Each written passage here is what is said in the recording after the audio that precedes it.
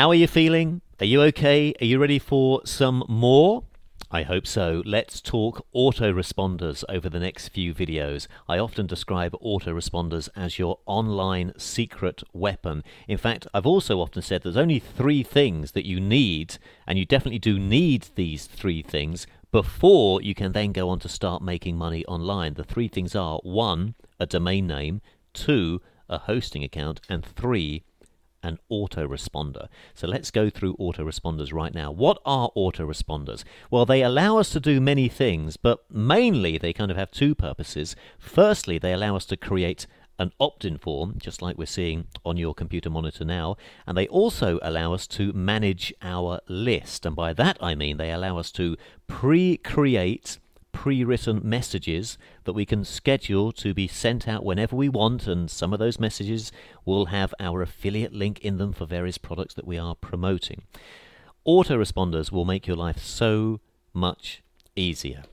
Now, I'm going to talk you through a company called Aweber. You may well have heard about Aweber. There are many different autoresponders. Aweber is the autoresponder I use of choice. I have used others, but Aweber, in my opinion, are head and shoulders above anyone else. They cost $19 a month. At the time of making you this video, they are $19 a month. They do, however, have a $1 trial, so you can see what you think of them and see if you like them. You do, however, let me just reiterate this, you do definitely need an autoresponder. Please don't think, oh, I'll get one later, I'll get one in a few months' time. You simply do need an autoresponder to make money online. It is as simple as that.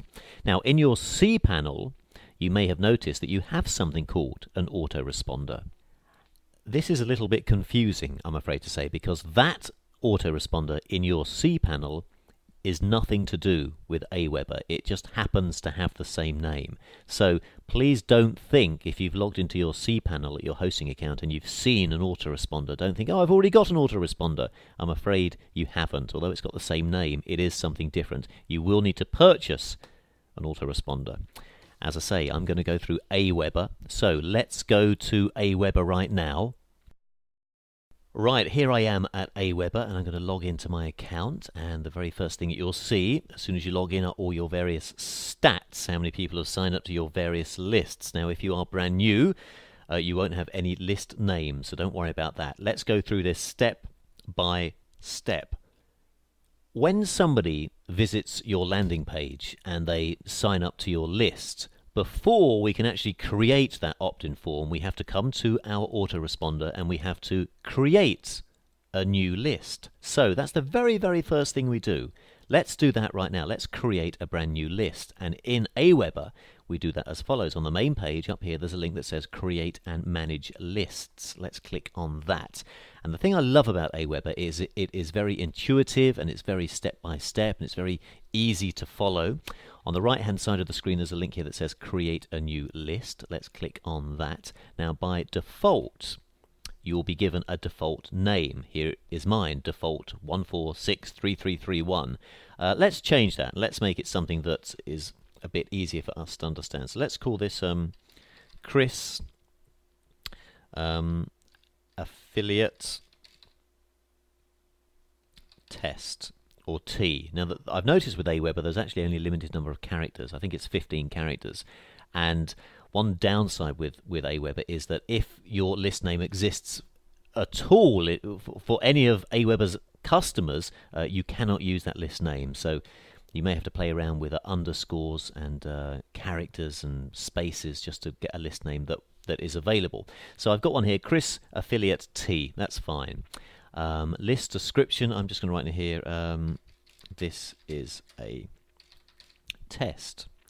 Now, a little trick for you here that not really anybody knows is here, where it says from.